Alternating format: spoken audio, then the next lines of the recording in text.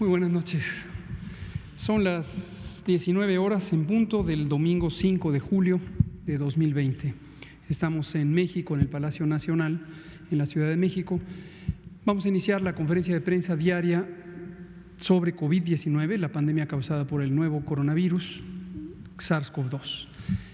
Hoy vamos a tener dos elementos. El primero es un video que amablemente preparó el Instituto Mexicano del Seguro Social y es para conmemorar que hace un año iniciamos un proceso de trabajo del sector salud para iniciar su transformación.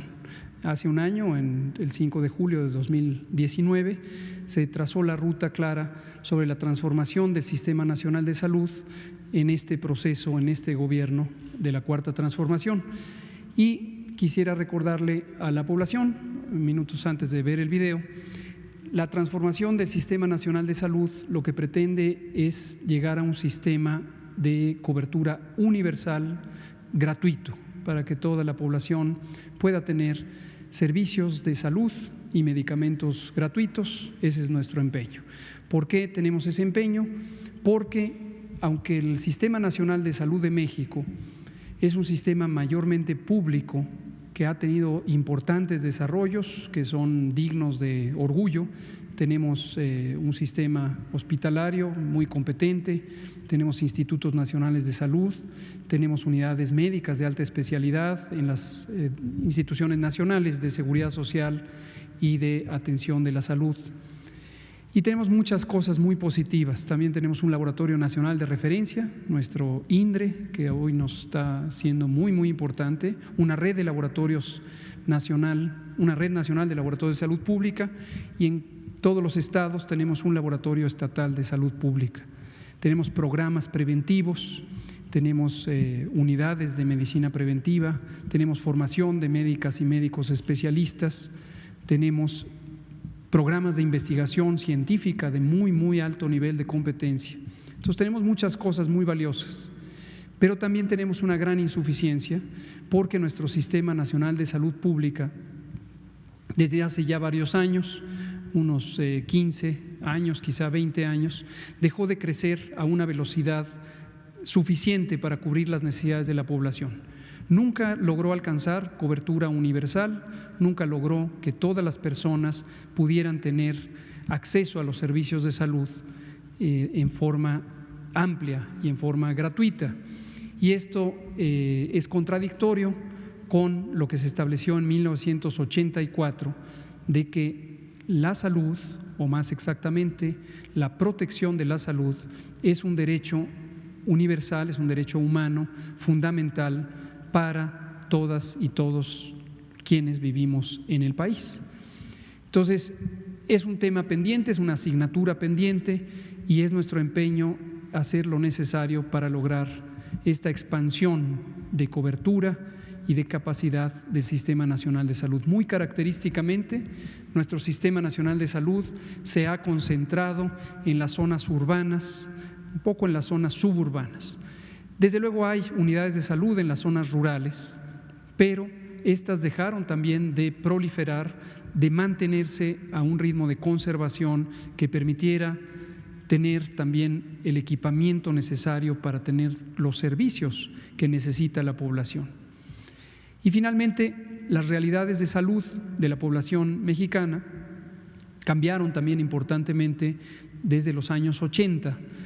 En esos tiempos, el perfil epidemiológico, es decir, la distribución de las enfermedades que aquejaban a las y los mexicanos, eran principalmente enfermedades infecciosas, eran enfermedades de corta duración, y hoy tenemos un predominio clarísimo. Esto fue cambiando a lo largo de los años 70 tardíos y 80. Tenemos un predominio de las enfermedades crónicas. Las enfermedades crónicas, como lo hemos dicho varias veces, que están en su mayoría causando una importante mortalidad, y la mitad de la mortalidad en México está dada por enfermedades crónicas que a su vez se relacionan con una mala alimentación. Y aquí, que ayer lo mencionamos, el tema de la mala alimentación, es importante que nadie se confunda pensando que el proceso de alimentación es solamente una responsabilidad individual.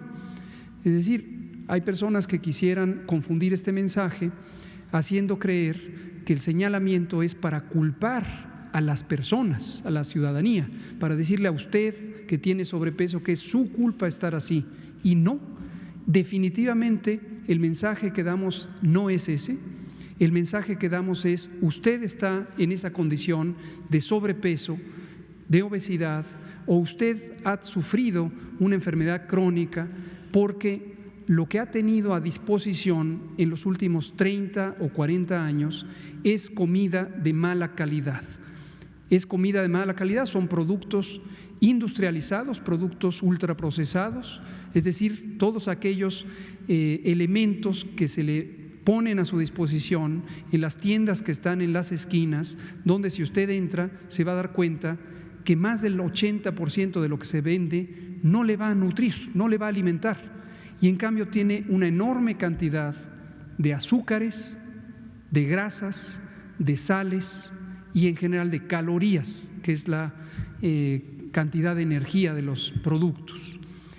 Y con que usted se coma pocos elementos o se tome una bebida azucarada, es decir, un refresco, está teniendo un exceso de calorías, un exceso de azúcares, y eso explica que usted, sus parientes, sus hijos posiblemente ya también tengan exceso de peso y que tengan una mayor frecuencia de diabetes. Entonces, que nadie se confunda, no estamos culpando a los ciudadanos, no es culpa de usted, es culpa de este ambiente nutricional que ha sido desarrollado para favorecer los negocios de estos productos y no para favorecer la salud. Y desde luego, a lo largo de ya varios años, una muy importante omisión de las autoridades sanitarias que no han hecho los esfuerzos necesarios para regular esto, para alertarle. Como ahora lo vamos a hacer, ya se ha hecho el cambio de la norma oficial mexicana 051, que va a permitir tener etiquetados claros, etiquetados que le permitan a usted darse cuenta cuando vea un sello de color negro en forma de un octágono, ahí le va a decir que tiene exceso de calorías, exceso de grasas, exceso de azúcares o exceso de sal. Y usted sabrá elegir porque tendrá la información clara, muy clara, tendrá etiquetados claros. Y esta es una de muchas medidas que ya iremos presentando aquí en los siguientes semanas y días. Regresando al video, iniciamos esta gira de trabajo con el presidente de la República, el licenciado López Obrador, y participamos todos los miembros del sector, y se decidió que el programa IMSS Bienestar, del cual hemos hablado aquí varias veces, podía ser un elemento muy importante para rescatar un planteamiento que se hizo hace 40 años, 41 ya, desde que se estableció este programa, en donde la atención integral de las personas en las zonas rurales nos podía llevar más rápidamente al éxito de acceder o de poner al acceso de las personas la posibilidad de ser atendidas oportunamente. Y por eso se seleccionaron los 80 unidades médicas rurales, los hospitales de IMSS Bienestar, y los recorrimos todos y cada uno de ellos para ver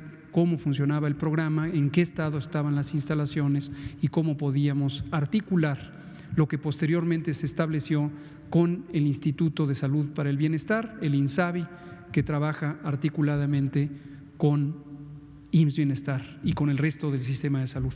Vamos a ver el video y le agradecemos al maestro Zoe Robledo y al IMSS que nos hayan puesto a disposición este material. Por favor. Hoy es 5 de julio del año 2020 y hace exactamente un año, en Mapastepec, en la costa de Chiapas, empezó un camino de 3 meses por 19 estados del país para acudir al encuentro del personal y las personas que se atienden en los 80 hospitales rurales del programa IMSS Bienestar. Para el Instituto Mexicano del Seguro Social se trata de una página histórica porque nunca antes y difícilmente después un presidente de los Estados Unidos mexicanos había dispuesto de tanto tiempo, tanta energía y tan genuino interés para conocer de primera mano las condiciones en que opera este extraordinario programa. Junto al presidente Andrés Manuel López Obrador y las y los titulares de las instituciones que conforman el sector salud de nuestro país, dejamos el escritorio y acudimos al territorio para hacer un diagnóstico y ver de cerca las necesidades de este brazo solidario del Seguro Social.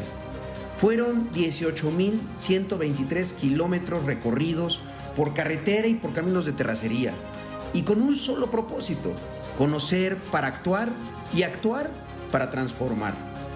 De lo que encontramos ahí, una cosa es más que cierta: si el programa se sostuvo a pesar del olvido neoliberal, si se mantuvo de pie, fue gracias y principalmente a su gente y al modelo de atención integral a la salud que incorpora la atención médica a la acción comunitaria, los saberes, la participación y el interés de la localidad a la que sirven y también a la que cuidan. Fueron meses de aprendizaje y de historias, alegres, tristes, historias de resistencia, historias de hombres y de mujeres valientes y hasta heroicos. Se realizó el diagnóstico, se plantearon objetivos y se hicieron compromisos, que aunque en este momento tengan una pausa momentánea por la pandemia, quiero darles la seguridad de que se retomarán y se van a cumplir. Hoy, ese mismo personal que encendió la esperanza del cambio atiende también la emergencia, y a ellos, al personal médico y de enfermería, al personal de lavandería, de apoyo y de higiene, a los de conservación, a los de acción comunitaria, a los voluntarios, a los choferes, a los cocineros, a todos los involucrados en la actual lucha contra el COVID-19 en las clínicas y los hospitales rurales, mi reconocimiento y agradecimiento. Con la dedicación y compromiso mostrados, será posible hacer realidad lo que ha augurado el presidente López Obrador. La mejor época para el IMSS Bienestar está por venir. Por eso, amigas y amigos, desde su fundación en 1943, el Instituto Mexicano del Seguro Social se escribe con 3 S's, aunque una de ellas es invisible. No se ve, pero se siente, y es la S de la solidaridad del pueblo de México. Que el IMSS Bienestar siga siendo eso, el pueblo curando al pueblo. Felicidades, nos volveremos a ver. Gobierno de México. Pues esto es, muchas gracias al maestro Zoe Robledo, que hizo esta compilación y que ha mantenido además un esfuerzo muy claro en la transformación del IMSS y en particular la transformación de este programa para que pueda ampliarse la capacidad de atención en las zonas rurales, las zonas social y económicamente marginadas. Vamos a pasar al segundo elemento, que es el informe técnico. Me voy a parar, esta vez lo voy a presentar yo, porque hemos hecho un cambio de planteamiento en nuestro informe técnico. Identificamos que vale la pena destacar algunos elementos que abran a la conversación y sobre todo que vinculen más claramente a la población. Una reflexión que hemos hecho en los últimos días nos permite ver que aquí generalmente, como corresponde a la responsabilidad del Gobierno nacional, presentamos el panorama nacional, pero posiblemente, y esto lo hemos detectado con algunas propuestas y algunos comentarios que nos hace la población, les es menos accesible la información para ubicar qué es lo que está pasando en mi localidad, donde yo vivo, en el estado en donde resido, el municipio en el que estoy, el lugar donde trabajo. ¿Qué debo esperar? ¿Qué debo pensar que está ocurriendo respecto a la epidemia de COVID y cómo me puede resultar más útil esa información para tomar decisiones? Entonces, hoy empezamos un nuevo ciclo, un nuevo esquema de comunicación. Es el mismo informe técnico, los números están aquí presentes y quiero dejar también muy claro, para que nadie se vaya a sorprender, absolutamente toda la información que tenemos seguirá siendo presentada. En el sitio coronavirus.gov.mx, que es el mismo portal web del Gobierno de México, en el que hemos puesto toda la información, seguirá apareciendo el informe técnico detallado. Ahí está, con toda la información que solíamos presentar aquí. Pero ahora vamos a arrancar un ciclo en el que vamos a estar identificando, empezando por hoy, el panorama nacional, pero hoy vamos a empezar a comentar realidades estatales, detalles sobre cómo está contribuyendo cada estado a este proceso de la epidemia en el conjunto del país y cómo cada estado en distinto tiempo está teniendo curvas epidémicas, es decir, la ocurrencia de nuevos casos, de nuevas hospitalizaciones, de lamentables defunciones en distinto tiempo que otros estados. Y esto es el fundamento del semáforo de riesgo COVID para que podamos tener una percepción clara, basada en la evidencia técnica de lo que está ocurriendo en su localidad, en el sitio donde usted reside. Y esa es la manera en que lo vamos a trabajar. Hoy no vamos a entrar en ninguna particularidad de algún estado, hoy solamente vamos a presentarlo de manera panorámica y mañana arrancaremos con la panorámica más un estado. Y así nos vamos a ir con los 32 entidades federativas.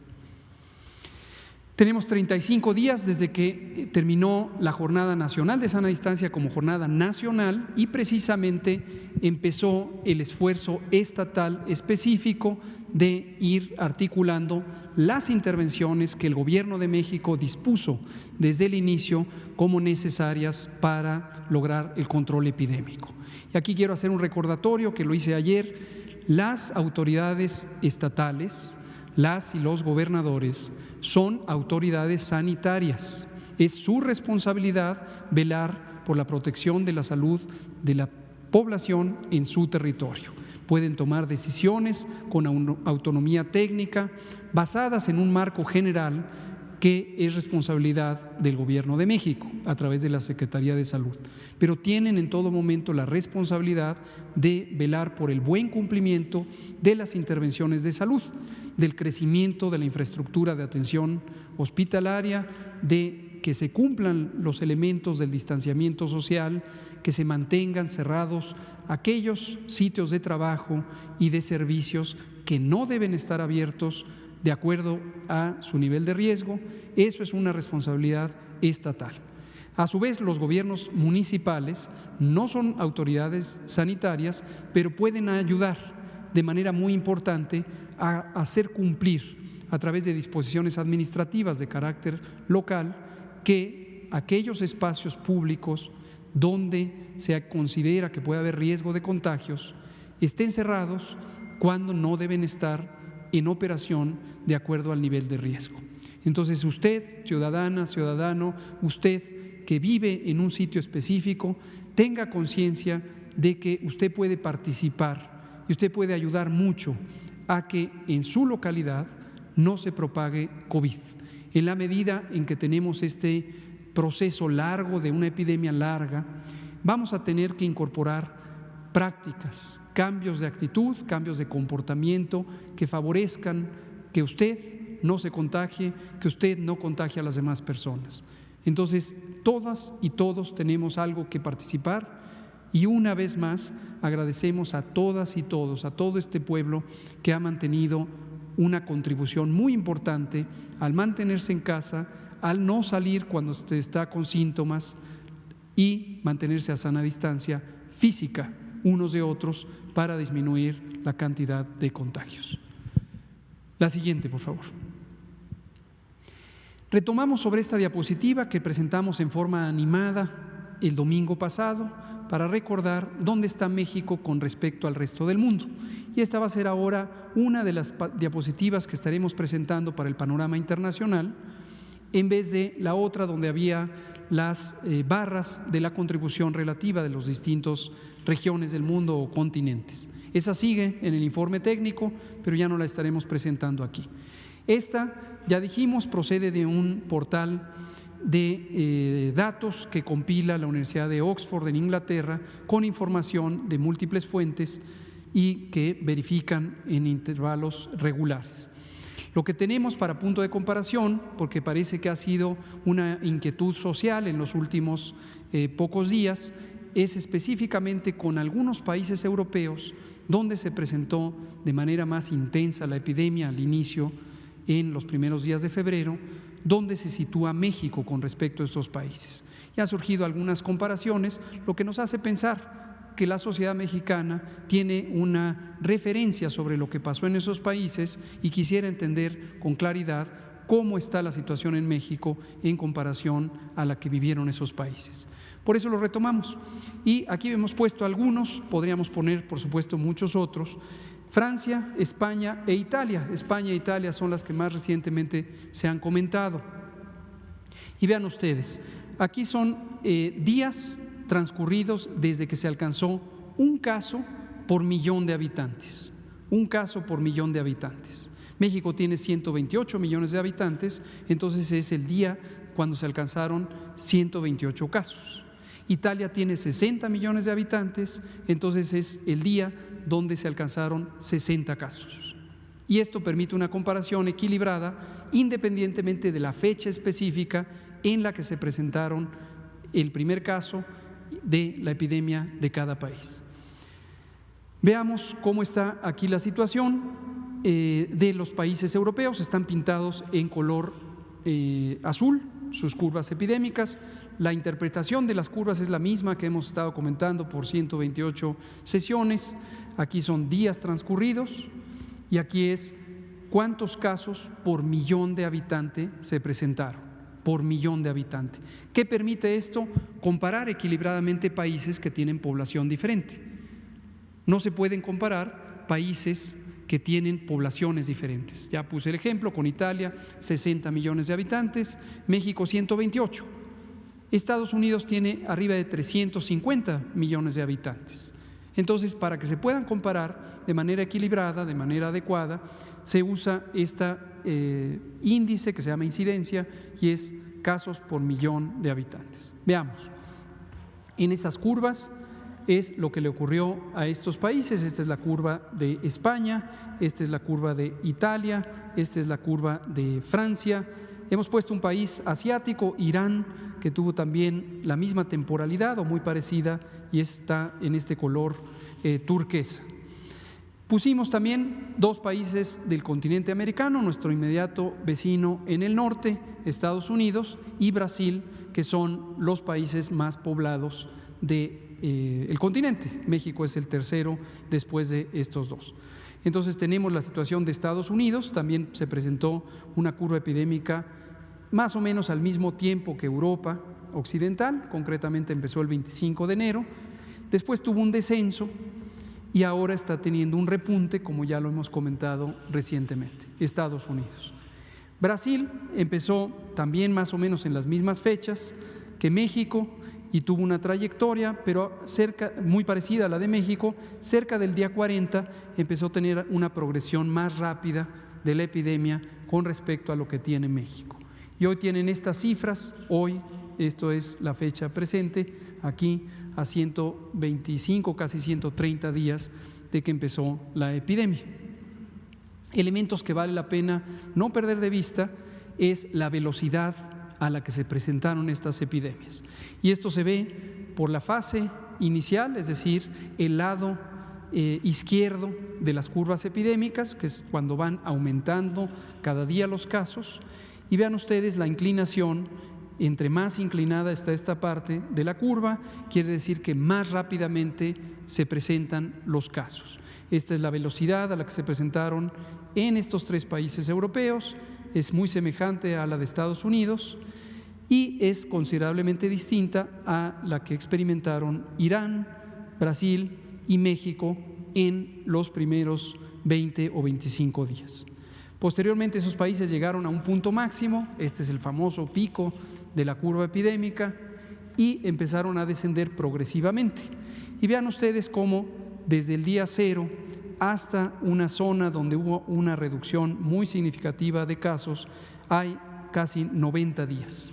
Es decir, 3 meses transcurrieron en su mayoría para esos países europeos para que lograran tener una reducción sustancial del número de casos, sin haber terminado todavía sus epidemias. La transmisión sigue, desafortunadamente también en estos países, pero ya con una reducción muy sustancial, 3 meses. En el caso de Estados Unidos, tuvieron este pico inicial y luego empezó a descender, pero a una velocidad considerablemente menor que se expresa por la inclinación de esta línea. En el caso, y con el repunte que ya comentamos, en el caso de Brasil se presentó con esta misma o aproximadamente misma velocidad en el número diario de casos, pero posteriormente, alrededor del día 35, empezó a tener esta otra inclinación, es decir, esta otra velocidad que es mayor a la de México. Y la de México es la que hemos estado comentando todos los días, es esta curva que es plana cuando se compara con estas y que tiene una velocidad menor de aumento en el número de casos, y la razón por la que tiene esa velocidad y no otra más rápida es que las personas se han mantenido mayormente, en promedio 60% de reducción de la movilidad. La curva además nos permite, y eso es algo de lo que vamos a estar hablando en tiempo real, identificar cuándo pudiera haber ciertos cambios que hay que atender. Concretamente, en esta zona estamos viendo un incremento después de haber tenido un pequeño periodo de disminución. Esto no es una buena noticia, y así como comentamos buenas noticias, también comentamos noticias que no son estimulantes. Y el mensaje aquí es: esto hay que mantenerse atentos y atentas, porque es el peligro de pasar al desconfinamiento. Cuando se empiezan a activar las distintas modalidades de la actividad en el espacio público, puede haber repuntes de la epidemia. ¿Qué es lo que hay que hacer? Por ejemplo, lo que dispuso el gobierno de la Ciudad de México. En este fin de semana, esto fue noticia, lo cual me parece muy importante, en este fin de semana la jefa de gobierno de la Ciudad de México, la doctora Sheinbaum, dispuso que aunque se estaba en el semáforo naranja, los comercios del centro histórico de la Ciudad de México se había verificado que no estaban cumpliendo las disposiciones de seguridad sanitaria, y tomó una decisión ejecutiva en uso de sus atribuciones de que no se abren estos comercios hasta que cumplan con estas disposiciones.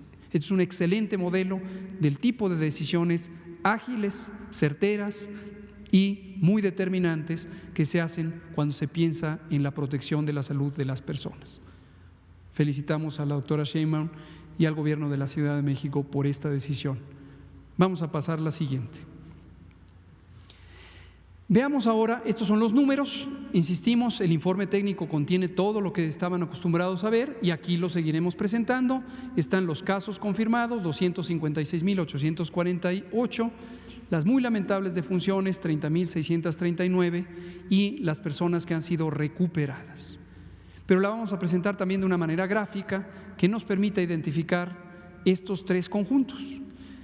El esquema es el mismo, aquí es el número de casos, número de personas en esa condición, y lo vamos a ver ahora por semanas. En la medida en que esto ya transcurrieron varias semanas, podemos verlo también por semanas. Recordar que cuando decimos semana epidemiológica, es una semana que empieza en domingo y termina en sábado. Hoy estamos empezando la semana epidemiológica número 28, hoy. Número 28. Y como corresponde, y lo hemos dicho, los datos más próximos pueden ser no informativos por el retardo natural en el proceso de confirmación y de incorporación de datos. Entonces, no los presentamos hoy. La siguiente semana agregaremos la semana 26, en la siguiente la 27, y así vamos a ir 2 semanas detrás de acuerdo a lo que ocurre. Pero en todo momento presentaremos todo. En la curva roja vemos los casos confirmados que se van acumulando. En la curva de color turquesa vemos los recuperados. De todos estos casos confirmados, todos estos se han recuperado. Y lamentablemente han ocurrido esta cantidad de muertes. Muertes, recuperados, el conjunto. La siguiente, por favor. Este mosaico es el que nos va a permitir analizar con mayor detalle en la comunicación con ustedes qué está pasando en cada estado. Consideramos que es más fácil verlo de manera panorámica de inicio, y después vamos a irnos concentrando en explicar cada una de las curvas epidémicas de los estados. Aquí está de Aguascalientes a Zacatecas, los 32 estados de la República, y en cada una de las columnas están las semanas epidemiológicas. También por eso es útil tenerlo por semana y no por día, porque nos permite compactar la información y verla de manera integrada. Aquí estamos tomando desde la semana 10, que es cuando ocurrieron los primeros casos, y hasta la semana 26. Recordar que hoy, domingo 5 de julio, empezamos la semana 28. Y lo que vemos en cada carril es la incidencia por semana. Ahora, aquí estamos integrando dos señales importantísimas. Una es los casos confirmados, pero hemos relatado también desde el inicio que las personas que tienen síntomas compatibles con COVID, fiebre, tos, dolor de cabeza, dolor de garganta y otras manifestaciones, se constituyen en casos sospechosos y que para la eficiencia más apropiada de la vigilancia epidemiológica no se necesita esperar a la prueba. Si esperáramos a que se realice la prueba y que se haga el procesamiento de laboratorio para tener la confirmación, no tendríamos la eficiencia que tenemos por estar usando información desde la sospecha. La sospecha es inmediata en cuanto una persona acude a las unidades de salud o es detectada en un estudio de brote o es detectada a partir de un estudio de contactos. Se puede reconocer que es una persona sospechosa de COVID. Y para fines prácticos del control epidémico y por supuesto de la atención de las personas, no se debe esperar a tener el resultado de la prueba. Lo que se debe es actuar para proteger la salud, la vida de la persona y proteger a su alrededor que otras personas no se contagien. Por eso hemos dicho también una y otra vez que esta idea de que hay que hacer millones de pruebas parte de un supuesto muy equivocado, que es que solo con la prueba y su resultado se pueden hacer acciones de salud pública. No es así, hay que hacerlas mucho antes. Son inmediatas, deben ser inmediatas. Y aquí lo que vemos es en tonalidades del color rojo, vamos viendo la intensidad en la que se presenta. Tomemos un ejemplo, que es la Ciudad de México, cuando aquí había un número 3, que es 3 casos por 100,000 habitantes, en esta semana está casi blanco, y aquí está 16, y aquí 24, y aquí 41, y va aumentando el número de casos por 100,000 personas, el conjunto de casos confirmados y los casos sospechosos a los que se les aplica el porcentaje de positividad. Y vean ustedes cómo es muy intuitivo, muy claro ir viendo la coloración. ¿Dónde está la coloración más intensa? Aquí, en esta semana, y luego empieza a palidecer. Lo vamos a ver en forma gráfica al comparar, y viene también la Ciudad de México. Tomemos otro estado. Aquí está el estado de Tabasco. Empezó con 0 casos por 100,000 habitantes y fue aumentando progresivamente, aumentando. Y aquí está la máxima coloración ahora, que es la semana número 25, la semana 26 palidece un poco. Entonces, aquí lo que nos habla es de en dónde están las máximas intensidades, pero nos permite comparar inmediatamente a los distintos estados. Tomemos otro, Coahuila. Coahuila había tenido un lento avance de la epidemia, pero hoy tiene en la semana 26 esta intensidad. Y así. Entonces, de manera panorámica podemos poner nuestra atención dónde está, dónde vive usted. Y fíjese cómo está de coloración el estado donde usted reside. Vamos a ver otra gráfica. A partir de esta gráfica es que vamos a ir seleccionando los estados, los 5 estados que tienen la máxima incidencia en el momento en que lo presentemos y los estados que tienen la mínima incidencia en el momento en que lo presentemos. Y así usted en casa va a poder saber cómo está su estado comparado con los otros estados. Esto complementará la información que usted tiene respecto al semáforo.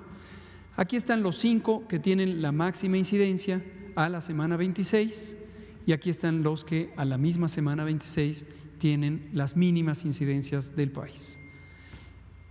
Veámoslo ahora en forma de las curvas epidémicas y aquí es de interés tomar algunas comparaciones. Veamos en la curva roja, es lo mismo, semanas epidemiológicas y aquí los las incidencias de los casos estimados. Y aquí vemos Tabasco, en esta curva roja, fue subiendo, tiene un pequeño descenso en la semana 26. Aquí tenemos la Ciudad de México en color verde, fue aumentando, y esto es la noticia positiva que hemos estado compartiendo en los últimos 10 o 12 días. Hay un descenso progresivo y consistente en la incidencia de COVID-19 en la Ciudad de México. Entonces, la Ciudad de México ya tiene 3 semanas hasta la semana 26 en donde ha seguido disminuyendo. También disminuyó durante la semana 27, pero ya explicamos por qué razón preferimos no considerar en tiempo real esa semana, como lo hacen todos los países en sus sistemas de vigilancia epidemiológica. Entonces, de manera sintética, estos 5 estados son los estados que tienen estas curvas ascendentes, excepto la Ciudad de México, que ya llegó a un máximo y va en descenso, y estos otros 5 estados, Zacatecas, Chihuahua, Morelos, Querétaro y Chiapas, son los que tienen en el momento las mínimas incidencias. Vamos a ver la siguiente, por favor. Terminamos con esta información. Esta seguirá siendo por el momento igual a la que hemos presentado, y es el otro indicador muy importante, la ocupación y la disponibilidad hospitalarias.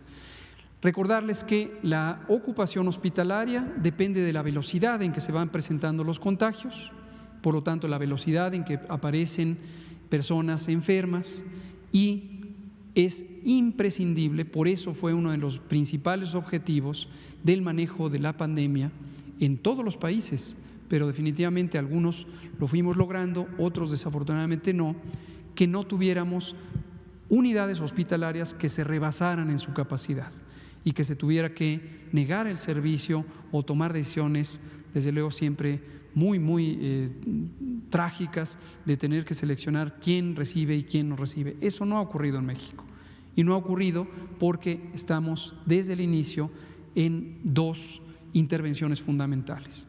La primera, la mitigación comunitaria, este esfuerzo por el que logramos tener una epidemia lenta. Nos cansa, por supuesto, nos parece irritante tener que estar tanto tiempo en el confinamiento, y empieza a ser frustrante la idea de que sigue y sigue la epidemia. Pero esto es afortunadamente gracias a que a tiempo iniciamos la mitigación comunitaria, una intervención masiva que llevó a más de 80 millones de personas a estar fuera del espacio público, y entonces que los contagios ocurrieran de una manera muy lenta y no se saturaran las unidades de salud. La cantidad de casos y desafortunadas defunciones que pueden ocurrir han dependido principalmente de la propia naturaleza de la enfermedad. En una población con enfermedades crónicas, como lo hemos dicho una y otra vez, y no se nos debe olvidar, porque eso deja muy clara cuál es la agenda olvidada de la salud pública en los últimos 40 años. Y esa seguiremos trabajando en ella. Pero no hemos tenido situaciones críticas en donde se rebasen para cada entidad federativa sus capacidades de atención hospitalaria.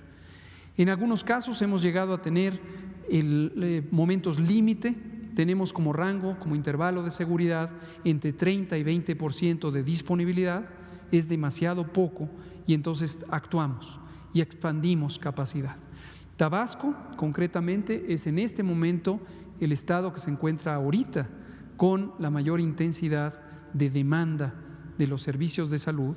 En este caso es para camas de hospitalización general, es decir, personas que están suficientemente graves para necesitar hospitalización, pero que no están intubadas, que no están en condición crítica. Y en el caso de Tabasco, vemos que durante esta semana, la semana 27, se fue llenando sus hospitales. Justamente a lo largo de este fin de semana, inmediatamente trabajó el Comando COVID y nos coordinamos las instituciones del sector salud, por supuesto el gobierno del estado, al frente del gobernador Adán Augusto, y la secretaria de salud, la doctora Silvia Roldán, y Protección Civil, las instituciones militares, y todos actuamos para expandir la capacidad hospitalaria. y eso es lo que vamos a ver reflejado en los siguientes días. Nayarit, Nuevo León, Puebla, Sonora, Veracruz son las siguientes y ahí está el orden de ocupación. Recuerden que la Ciudad de México en un momento dado fue la primera y durante muchas semanas. Vean dónde está hoy la Ciudad de México, aquí, con 55% de ocupación y 45% libre. Veamos la siguiente. La ocupación de camas con ventilador, es decir, camas de hospital para personas críticamente enfermas, está en el promedio nacional en 38% y por entidad federativa tiene otra distribución. Aquí tenemos Baja California con 61% de ocupación, 39% libre, Nuevo León 57%, 43% libre, Estado de México 53%, Puebla 52%, Sonora 51%, Tabasco 50%. Tabasco es la primera en camas generales, pero no es la primera en ocupación en camas con ventilador. Y le siguen las otras. Aquí está la Ciudad de México, que también por varias semanas ocupó el primer lugar y hoy está en este punto con 50% de ocupación. Entonces, este va a ser el nuevo formato de comunicación, por supuesto siempre abiertos a propuestas, a peticiones, para incorporar la información que ustedes como comunicadoras y como comunicadores consideren relevante. La ciudadanía también, siempre estamos abiertos, nos escriben, no pocas veces por correo electrónico a los correos institucionales, nos hacen sugerencias, propuestas, nos piden información y esta es la información que traemos aquí. Pero consideramos que es vital que la información sea relevante para la población, principalmente para la población, y les agradecemos a ustedes como comunicadores y comunicadoras que lleven el mensaje que pueda ser más útil a la población. Muchas gracias. Vamos a abrir a preguntas y respuestas, por favor. Daniela Pastrana y luego nos vamos con Fernanda. Juan, usted. Ya nos vamos. Gracias, doctor. Buenas noches. Tengo dos preguntas. Una es, en la prensa internacional se ha estado hablando en los últimos días del caso de Japón, que es un país que tiene pocos decesos, pocos contagios, pero que tuvo, a diferencia de otros países de Asia, medidas muy blandas, no cerró fronteras, no se hicieron pruebas masivas. Se ha hablado de varias cosas, una de un factor X, que podría ser alguna cosa genética, de una inmunidad provocada por un tipo de COVID anterior, que tampoco se tiene como muy claro cuál podría ser, otros factores culturales y el hecho de que claramente que Japón es uno de los países con menos enfermedades como diabetes o hipertensión. Vuelvo a la pregunta que creo que ya le hice hace como un mes sobre las enfermedades, o sea, sobre las defunciones que no tienen una comorbilidad en México, si ya tenemos como alguna idea o si ya se tiene alguna idea de qué puede provocar, ¿no? Porque el caso de Japón es porque no hay todavía una claridad, por lo que he estado leyendo, de qué es lo que puede provocar que allá no tengan estas defunciones, pero qué provoca que haya defunciones en un caso y en otro no, sobre todo en estos pacientes que son los que no tienen una enfermedad asociada. Y la otra, hay muchos testimonios que obviamente nos llegan a los medios de comunicación de personas que han estado recorriendo varios hospitales y no encuentran atención, o sea, 8, 3, 10. Y entonces, cuando vemos las gráficas de la ocupación hospitalaria, parece que es un poco esquizofrénico el asunto, porque por una parte la gente nos dice es que fui a 8 hospitales y no había, y en las gráficas pues sí hay espacio. Entonces, esto se debe a una mala distribución de los hospitales, se debe a falta de personal para atenderlo, aunque esté en las camas, o a qué es a lo que se debe a que la gente no esté encontrando, o que haya gente que no esté encontrando fácilmente un hospital donde atenderse. Gracias. Gracias, muchas gracias, Daniela, por ambas preguntas. Quisiera abordar la segunda.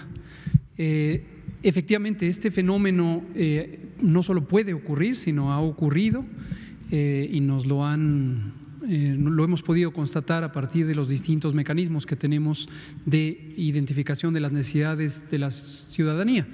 Y también en esa ciudadanía incluye a las personas profesionales de la salud, médicos, médicas, que se han expresado en no pocas ocasiones diciendo lo que dicen en la conferencia no es cierto porque aquí en mi hospital estamos rebasados. Estamos rebasados. Nos pasó en la Ciudad de México con los institutos nacionales de salud, con los hospitales de alta especialidad, que nos decían eso.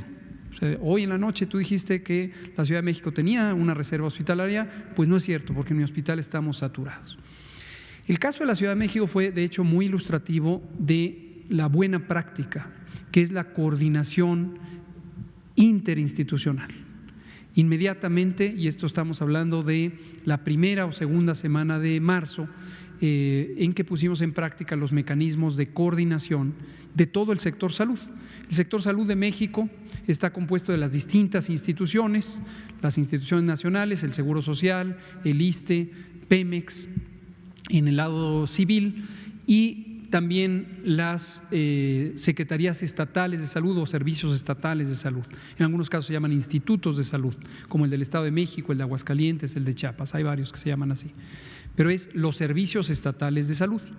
Recordar que desde 1997 se descentralizó la Secretaría de Salud. Todavía hay personas que hablan de la Secretaría de Salud pensando que el hospital que ven que no es del IMSS, no es del ISSSTE, no es de Pemex y no es privado, y que ven en su localidad es de la Secretaría de Salud, y piensan que el doctor Alcocer es el jefe directo de ese hospital. No es así. Desde 1997 el jefe de ese hospital es el gobernador de su estado. Es el gobernador de su estado, a través del secretario o secretaria de salud. Entonces, lo que ocurre en los estados está sujeto a las prácticas que en los estados se han desarrollado, no de ahorita, sino de varios años, desde 1997. Y un reto muy importante que tiene todo nuestro sistema de salud es que exista colaboración entre las instituciones. Colaboración.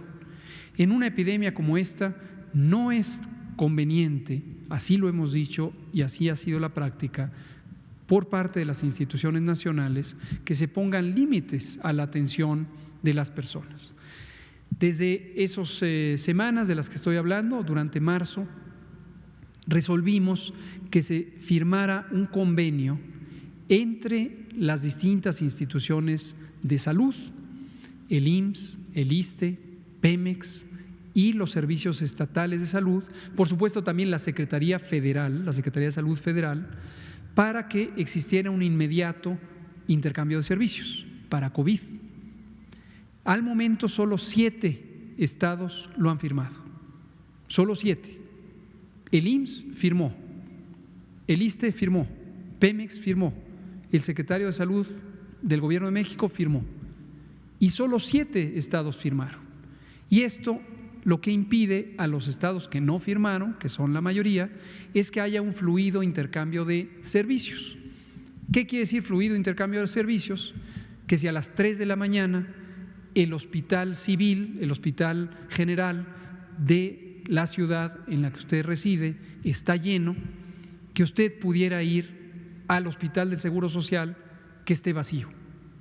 O viceversa, si usted es una persona asegurada, pero resulta que el hospital del Seguro Social que usted identificó y que es un hospital COVID está lleno, que usted pueda ser recibido sin traba alguna en un hospital del ISSSTE o de Pemex o de la Secretaría de Salud del estado donde usted vive. Entonces, esto es muy importante porque estamos con esta traba y la realidad es que para que se pueda hacer ese intercambio de servicios se requiere una participación ordenada por parte del gobierno estatal para intercambiar servicios y turnar a las personas a donde deben estar.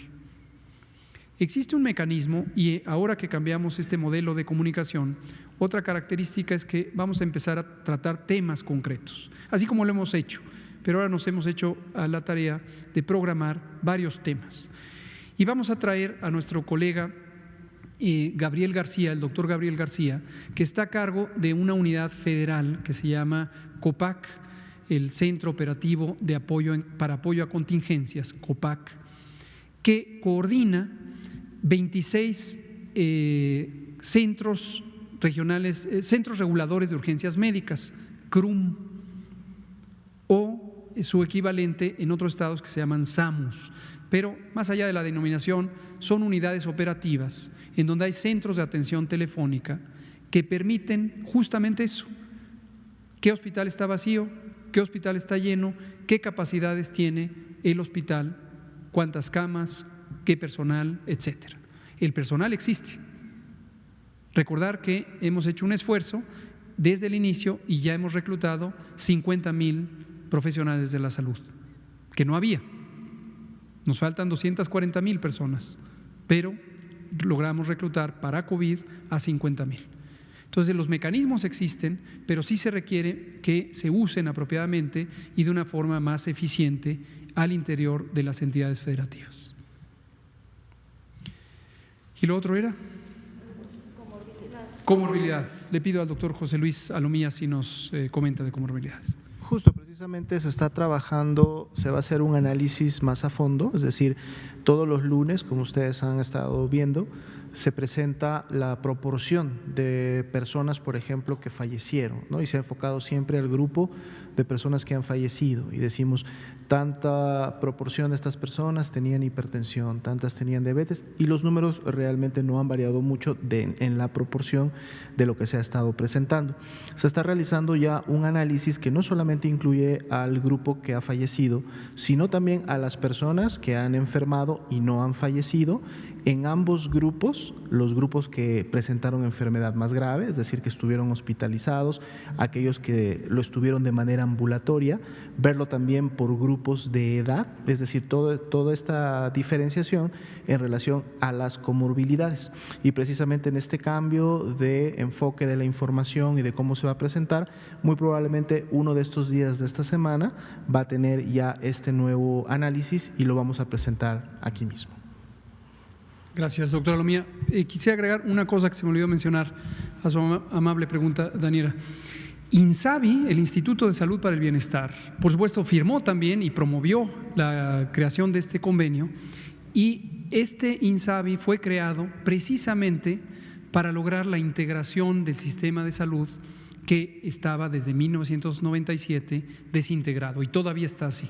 Pero a lo largo del operativo COVID, el INSABI ha tenido un papel clave, porque hemos tenido una sola dependencia, una sola institución que nos permite tener respuestas ágiles a estas situaciones de emergencias. El reclutamiento del personal, el aseguramiento de los equipos, los ventiladores que se han distribuido, todos los hemos adquirido a nivel federal y se han transferido a los estados. Algunos estados se encargaron también de hacer sus propias compras en su momento, lo cual es muy oportuno, pero el INSABI ha estado en todo momento al pendiente de adquirir los equipos de protección personal, los ventiladores, de reclutar el personal y de brindar el apoyo a todas las entidades federativas. Entonces también eso es algo importante, porque cuando empezó la epidemia de COVID, otra de las trabas que teníamos es un sistema que estaba sobrefragmentado, que no estaba coordinado,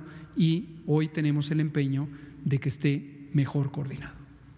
Muchas gracias. Juan Hernández y Fernanda. Creo que le había dicho primero a Fernanda, pero bueno. Fernanda. Gracias, doctor. Fernanda para Glucosa Atómica. Preguntarle sobre lo que ha mencionado respecto a los lugares que abrirán este año para el ENARM. ¿Tendrá ya información preliminar de las plazas y países donde se enviará a los médicos a estudiar una especialidad, o cuándo sería que esté disponible esta información? Y una pregunta más. ¿Las personas que se recuperan o se curan de COVID pueden volver a infectarse después de cierto tiempo? ¿O qué evidencia hay al respecto? ¿O qué medidas deben seguir ellos? Y si pueden salir a la calle sin algún riesgo después de haberse curado. Gracias. Muchas gracias, Fernanda. Sobre el reclutamiento del personal de salud y este nuevo plan, en donde vamos a tener 10,000 más plazas, 10,000 plazas adicionales para el entrenamiento de médicas y médicos especialistas. Tenemos toda la información. Este es un programa que estableció el INSABI precisamente a través del doctor Alejandro Sbarch, y ya dijimos que vamos a invitar al doctor Sbarch para que nos haga un recuento de en qué consiste este programa. Ya lo ha presentado algunos martes en el Pulso de la Salud, pero que nos haga una actualización. Y sobre volverse a infectar. Gracias por recordar esta pregunta. Vale la pena estarla haciendo periódicamente para ver si ya hay evidencia diferente. Todavía no, en el mundo entero todavía no se tiene certeza de que la infección por el virus SARS-CoV-2 causante de COVID permita tener inmunidad permanente. Se piensa en su mayoría que es lo más probable, y cuando se piensa que es lo más probable es por la experiencia con otros coronavirus. Hay otros 6 coronavirus que causan enfermedad leve y que han estado desde hace decenas de años, algunos centenas posiblemente de años, en la población humana. Hay 2 coronavirus adicionales, el 7 y el 8, que causaron sendas epidemias, la de SARS, llamada SARS-1, que empezó en China, también en China, en el sureste de China en 2002, y el MERS, el coronavirus del Medio Oriente, que empezó en la península arábiga en 2011.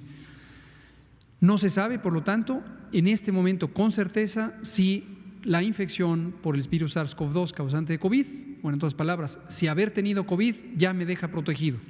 No se sabe. Entonces no hay que confiarse, y esta falta de conocimiento a nivel mundial es lo que ha hecho que la Organización Mundial de la Salud sea muy clara en no recomendar la idea del pasaporte inmunitario. Esta idea del pasaporte inmunitario es la que algunas personas o algunas organizaciones en el mundo han pensado que se podría usar el hacer pruebas de anticuerpos contra el virus causante de COVID, y quien saliera positiva o positivo, decirle: adelante, tú puedes regresar al trabajo. Las empresas privadas, por ejemplo, en varios países y también aquí en México, han externado esta idea. Algunos gobiernos estatales han externado esta idea. Voy a hacer pruebas, test, y esto me va a permitir detectar quién ya tuvo y esas personas que regresen tranquilamente al trabajo. No es el caso, no hay un fundamento científico para esa práctica. La Organización Mundial de la Salud, desde el 24 de abril, hizo un pronunciamiento explícito sobre esto, recomendando que no se consideren las pruebas de anticuerpos como demostrativas de la historia de infección, y mucho menos que se considere que la historia de infección es garantía de que no nos volveremos a infectar. Hasta hoy, 5 de julio, esa es la perspectiva. La recomendación que ha hecho la Organización Mundial de la Salud sigue vigente en ese mismo sentido. Y esta semana vendrá el doctor Alcocer a hablarnos de la inmunología de COVID y nos va a explicar esto. Juan Hernández, por favor. Rápidamente, Juan Hernández del periódico Basta del Grupo Cantón. Se está manejando en redes sociales que el hecho de haber mencionado en toda esta explicación de las enfermedades crónico-degenerativas, del consumo de alimentos de productos chatarra, de estos productos industrializados, tanto por el presidente como por usted, que es una forma de intentar evadir su responsabilidad. ¿Qué le responde a estos personas, llámese de todo el gremio, ya sea periodístico, ya sea políticos, ya sea de que están haciendo este tipo de señalamientos, ¿no? ¿Cuál sería en este caso la postura del gobierno federal frente a este tipo de aseveraciones? Gracias. Muchas gracias. Aprovecho para felicitarle de su cumpleaños, que fue ayer. Felicidades, feliz cumpleaños, Juan. ¿Qué respondo? Pues nada, qué bueno que haya libertad de expresión en México. Las redes sociales son un instrumento más y qué bueno que la gente se exprese. A veces la gente se expresa porque tiene una idea que comunicar y la idea puede ser útil a la sociedad. Cuando eso ocurre, qué bien, la persona está haciendo un bien a la sociedad. Hay veces que no es así, hay veces que la gente se expresa porque tiene un sentimiento y los sentimientos a veces son de distinto tipo. Hay sentimientos de enojo, hay sentimientos de odio incluso. Uno lo puede ver por el tipo de expresiones o por la cómo formulan o no ideas, a veces no parecían ser ideas, sino consignas. Pero qué bueno que se expresen, no pasa nada, yo creo que qué bueno que tengamos libertad de expresión. Yo felicito al pueblo de México por el excelente trabajo que hace en mantenerse atentos, atentas a la información que está basada en técnica, en ciencia, en evidencia y que responden positivamente a el comportamiento útil para ustedes mismas, para su comunidad, para su familia, que nos va a llevar a ir conduciendo esta epidemia de acuerdo a los recursos que existen en México y los que vamos desarrollando, como la reconversión hospitalaria, como las intervenciones de salud pública, como esta nueva fase de programas comunitarios que varios estados iniciaron, la Ciudad de México, Chiapas, Aguascalientes, Tlaxcala y otros. Muchas gracias. Son las 20 horas en punto, 5 de julio. Aquí termina la conferencia de prensa sobre COVID-19. Muchas gracias.